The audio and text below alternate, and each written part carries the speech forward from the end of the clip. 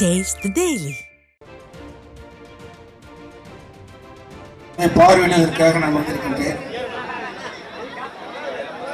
இந்த நிகழ்ச்சியை ஏற்பாடு செய்த மாவட்ட கழக செயலாளர் சார் அக்னி கிருஷ்ணமூர்த்தி அவர்களுக்கும், என்னோடு வரி வந்திருக்கின்ற திருவண்ணாமலை மாவட்ட கழக செயலாளர்கள், முன்னாள் எம்எல்ஏகளுக்கும், முன்னாள் அமைச்சர்களுக்கும், கழக நிர்வாகிகளுக்கும், பொதுமக்களுக்கும், பத்திரிகையாளர்களுக்கும், ஊடகங்களுக்கும் என்னுடைய முதற்கண் வணக்கத்தை தெரிவித்து, இந்த பாலம் அனைத்து இந்திய அண்ணா திராவிட முன்னேற்ற கழக ஆட்சி இருக்கின்ற பொழுது முன்மொழியப்பட்ட பாலம் 2021-22 பிறகு ஆட்சி மாற்றம் ஏற்பட்ட பிறகு திராவிட முன்னேற்ற கழகம் ஆட்சிக்கு வந்தது. ஆட்சிக்கு வந்த பிறகு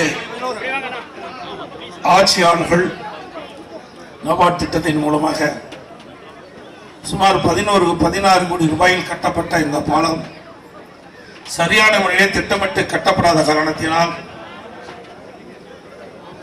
அண்மையில் ஏற்பட்ட புயலால் தென்பெண்ணை ஆற்றிலே சுமார் 2 லட்சம் கனஅடிக்கு மேல் தண்ணீர் ஆற்றிலே சென்ற காரணத்தினால் இந்த பாலம் அடித்து செல்லப்பட்டிருக்கிறது. ஒரு பாலம் கட்ட வேண்டும் என்று சொன்னால் ஏற்கனவே தென்பெண்ணை ஆற்றில் அதிக நீர் எந்த ஆண்டு சென்றது என்பது கணக்கிட்டு அதன் அடிப்படையில் பாலத்துக்கு வடிவமைப்பு ஏற்படுத்தப்பட்டு பாலத்தை கட்டியிருந்தால் இந்த பாலம் சேதம் முடிந்திருக்காது. எந்த ஒரு ஆய்வு மேற்கொள்ளாமல் எடுத்தேன் கவித்தேன் என்ற அடிப்படையில் இந்த பாலத்தை கட்டிய காரணத்தினால் தென்பெண்ணை ஆற்றில் ஏற்பட்ட வெள்ளத்தால் இந்த பாலம் அடித்து செல்லப்பட்டிருக்கிறது. இந்த பாலம் திறக்கப்பட்டு 90 நாட்கள் தான் ஆகிடுது என்று மாவட்ட செயலாளர் குறிப்பிட்டார்கள். 90 நாட்கள் தாக்கு பிடிக்க முடியாத ஒரு பாலம் என்று சொன்னால் திமுக ஆட்சியின் நிர்வாகம் எப்படி இருக்கிறது என்பதை மக்கள் உணர வேண்டும். அதோடு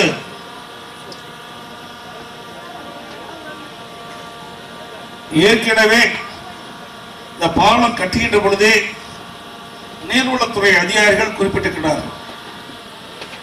இந்த பாலத்தினுடைய உயரத்தை அதிகப்படுத்த வேண்டும், பாலத்தினுடைய தூண்கள் அதிகப்படுத்த வேண்டும் என்று தெரிவித்திருக்கின்றார்கள். ஆனால் நெடுஞ்சாலைத்துறை சேர்ந்தவர்கள் அதை சரியான முறையிலே கவனிக்காமல் அலட்சியத்தோடு இந்த பாலப்பணியை மேற்கொண்ட காரணத்தினால் மக்களுடைய வரி பணம் 16 கோடி ரூபாய் வீணடிக்கப்பட்டிருக்கிறது இந்த ஆட்சியிலே. இதற்கு முழு பொறுப்பு ஸ்டாலினுடைய அரசாங்கம் தான் ஏற்க வேண்டும். 1972ஆம் ஆண்டே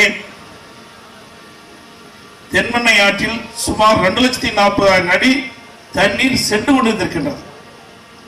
அவ்வளவு தண்ணீர் சென்று கொண்டிருக்கின்ற பொழுது அதற்கேற்றவாறு பாலத்தை வடிவமைத்து கட்டப்பட்டிருந்தால் இந்த பாலம் சேதமடைந்திருக்காது.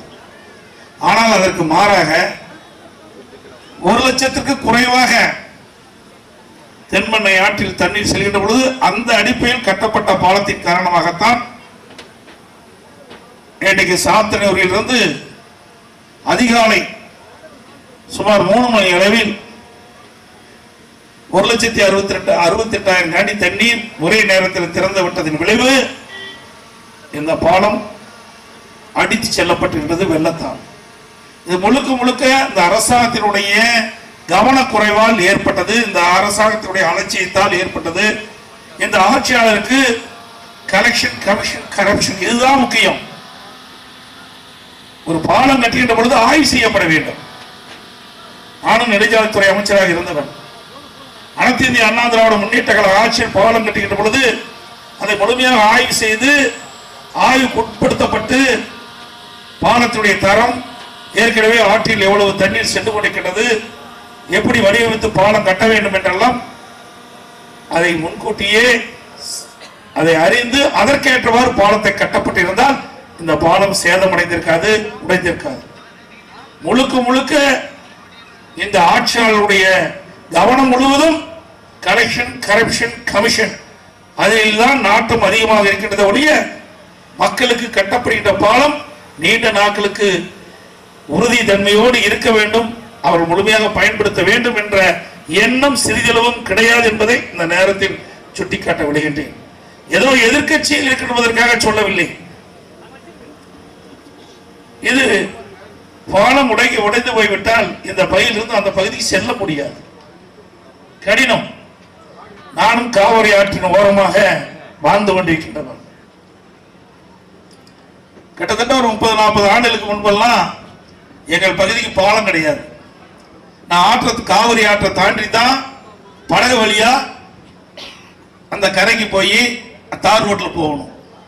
எடப்பாடியிலிருந்து எங்க ஊர் வரைக்கும் தார் ரோடே கிடையாது, மண் ரோடு தான். ஆகவே பவானி மேட்டூர் ரோடுக்கு சென்று தான் நாங்கள் செல்ல வேண்டும். ஆகவே அப்படிப்பட்ட பகுதியிலே நான் வசித்தவர். ஆகவே ஆற்றிலே வெள்ள நீர் வருகின்ற பொழுது இப்போ இங்கே தென்பண்ணை ஆற்றில் தான் ஏதோ ஒரு இடத்துக்கு ஒரு முறை தான் தண்ணி வருது. ஆனா காவிரி ஆற்றில வருடம் தண்ணி வரும், வெள்ளம் வரும். அப்படிப்பட்ட காலகட்டத்திலே 1.5 லட்சம் 2 லட்சம் கனடி காவிரி ஆற்றில் தண்ணி செல்கின்ற போது அந்த படகில் ஏறித்தான் நான் ஆற்றங்கரைக்கு சென்று பள்ளிக்கு செல்ல வேண்டும், கல்லூரிக்கு செல்ல வேண்டும், மற்ற ஊர்களுக்கு செல்ல வேண்டும் என்றால் கரையை ஆற்றங்கரை கடந்துதான் செல்ல வேண்டும், ஆற்றை கடந்துதான் செல்ல வேண்டும். அப்படிப்பட்ட சூழலில் இருக்கின்றவன். ஆகவே மக்களுடைய கஷ்டத்தை நன்கு உணர்ந்தவன், அனுபவ ரீதியாக நான் உணர்ந்தவன். ஆகவே இந்த பகுதி மக்களுக்கு இந்த பாலம் உடைந்து விட்டது. இன்னைக்கு அந்த பாலத்தை எப்பொழுது கட்டி முடிக்கப்பட்டு மீண்டும் இயல்பு நிலைக்கு வர முடியும்? எப்படி போக்குவரத்தை தூக்குவது? கிட்டத்தட்ட ஒரு பாலம் கட்ட வேண்டும் என்று சொன்னால், இந்த ஆற்று பாலம் கட்ட வேண்டும் என்று சொன்னால் குறைந்தபட்சம் 1.5 ஆண்டு காலமாகும். 1.5 ஆண்டு காலத்திற்கு இந்த பகுதி மக்கள் சுற்றித்தான் அந்த பகுதிக்கு செல்ல முடியும், அந்த கரைக்கு செல்ல முடியும். ஆகவே இந்த அரசினுடைய அலட்சியத்தால் இன்றைக்கு மக்களுடைய வரிப்பணம் வீணாகுது, மக்கள் சிரமப்படக்கூடிய சூழ்நிலை உருவாக்கியது இந்த அரசாங்கம் என்பதை முதலில் உணர வேண்டும். அதற்கு சொன்னா ஆகவே அனைத்து இந்திய அண்ணா திராவிட முன்னேற்ற கழக அரசு உங்களால் 2026 மீண்டும் அமையும். அப்பொழுது இந்த தென்பண்ணை ஆற்றில் உடைந்த பாலம் வலுவாக உறுதியாக நிலைத்து நிற்கின்ற அளவுக்கு கட்டப்படும். நீங்க அதுலயே பாத்தீங்கன்னா பாலத்துக்கு அடுத்தது அங்க இடுகாட்டுல தகன மேடை இருக்குது. அந்த தகன மேடை அதிமுக ஆட்சியில கவுன்சிலர் நிதியிலிருந்து கட்டப்பட்டது. அந்த கொஞ்சம் கூட சேதமாகல. தகன மேடை சாதாரண எஸ்டிமேட்ல கட்டப்பட்ட அந்த தகன மேடை அது உடையில 16 கோடி ரூபாய் செலவு செய்து கட்டப்பட்ட பாலம் தண்ணீர் அடித்து செல்லப்படுகின்றால் இந்த ஆட்சியுடைய அவலம் எப்படி இருக்கின்றதை நீங்கள் உணர வேண்டும். அடுத்தது உங்களால் நிச்சயமாக 2026 கழக ஆட்சி அமையும்.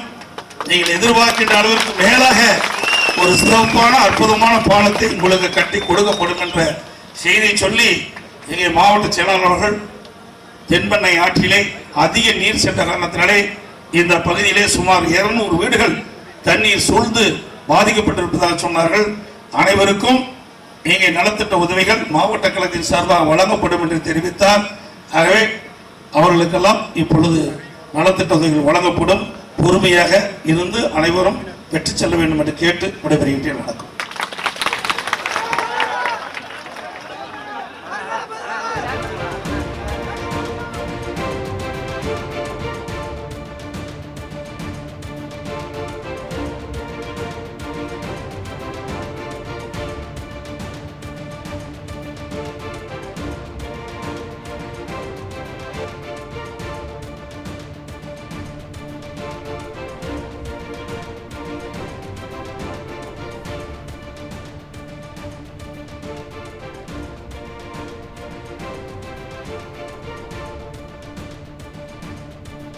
திருவண்ணாமலை மாவட்டம் தண்டராம்பட்டு ஊராட்சி ஒன்றியத்திற்கு உட்பட்ட அகரம் பள்ளிப்பட்டு பகுதியில் மழை வெள்ளத்தால் பாதிக்கப்பட்ட மக்களுக்கு அதிமுக பொதுச் செயலாளர் எடப்பாடி கே பழனிசாமி ஆறுதல் கூறி நிவாரண உதவிகளை வழங்குகிறார். இது தொடர்பான காட்சிகளை தற்போது நாம் பார்த்து கொண்டிருக்கிறோம்.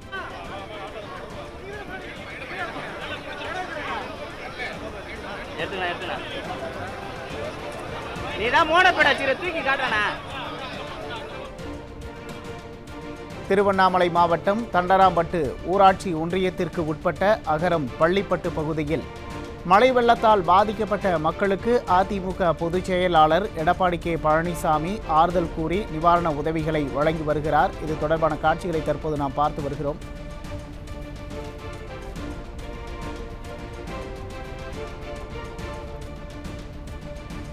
திருவண்ணாமலை மாவட்டம் தண்டராம்பட்டு ஊராட்சி ஒன்றியத்திற்கு உட்பட்ட அகரம் பள்ளிப்பட்டு பகுதியில் மழை வெள்ளத்தால் பாதிக்கப்பட்ட மக்களுக்கு அதிமுக பொதுச் செயலாளர் எடப்பாடி கே பழனிசாமி ஆறுதல் கூறி நிவாரண உதவிகளை வழங்கி வருகிறார்.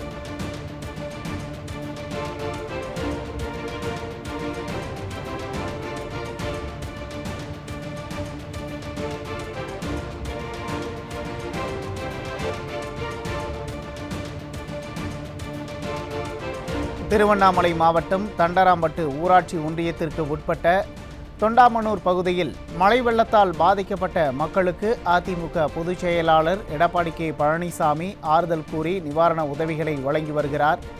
இது தொடர்பான காட்சிகளை தற்போது நாம் பார்த்து வருகிறோம்.